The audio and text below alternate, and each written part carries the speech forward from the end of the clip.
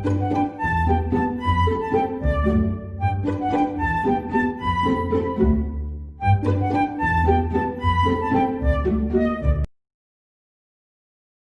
everybody, so today's video is about the prepositions in German language, with the sense that we'll try here to explain something about the German prepositions within the German sentence, because we believe that the use of the prepositions are very important in German language more than other languages, because through the prepositions we can define some grammatical cases. Let's get started.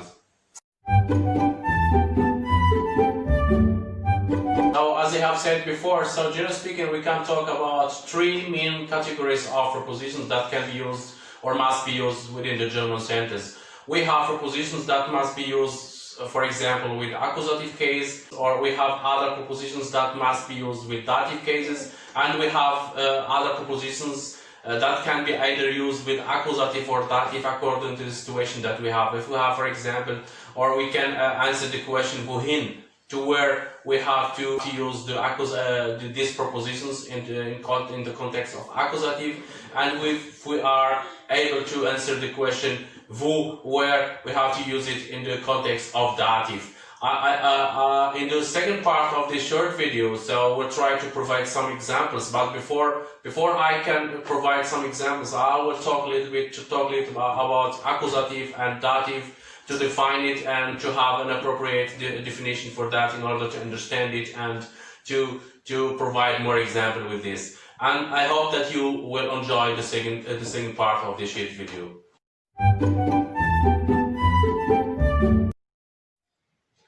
Okay, as I have said before, so I will try here in this part to talk a little bit about some examples of some prepositions that can be used or must be used within a German sentence. But as I have said before, that we have to talk a little bit about dative and accusative in order to give a small or appropriate definition for that.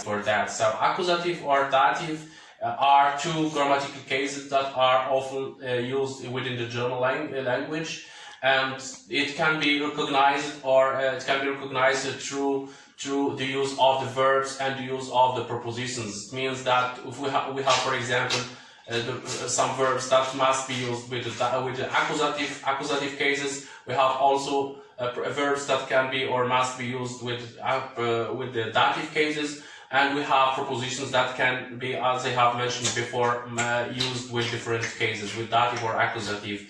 And now the task of this short video, we'll try to talk a little bit about the prepositions, and I hope that if I have a time, so I can provide a video about the verbs that must be used with dative and accusative cases. As far as the accusative is concerned, so let's see the following example. Das ist sehr wichtig für mich. As you can see here, that we have a preposition für. It's a preposition that must be used with accusative, as I have mentioned before, and mich is accusative case because of the preposition für. And the second example is concerning the case of dative, as you can see here. So we use here the preposition mit, that must be, as I have mentioned before, that must be used with dative cases, as you can see here in this example. Ich fahre mit dem Auto. It means mit is a preposition and mit dem Auto is a dative. As far as the third category of the prepositions, so I mean the prepositions that can be either used with accusative or dative according to the situation that we have. As I have mentioned before, if we have an action, we have to use it in the context of dative, as you can see in the first example. And if we don't have an action, we have to use it in the dative case. The first example is Ich gehe in die Stadt. So as you can see here, that in the preposition in is used with accusative form, and because we have here an action because of the verb gehen, which means to go. And the second example, as you can see in the second example, ich bin in der Schule, the preposition in is used with dative.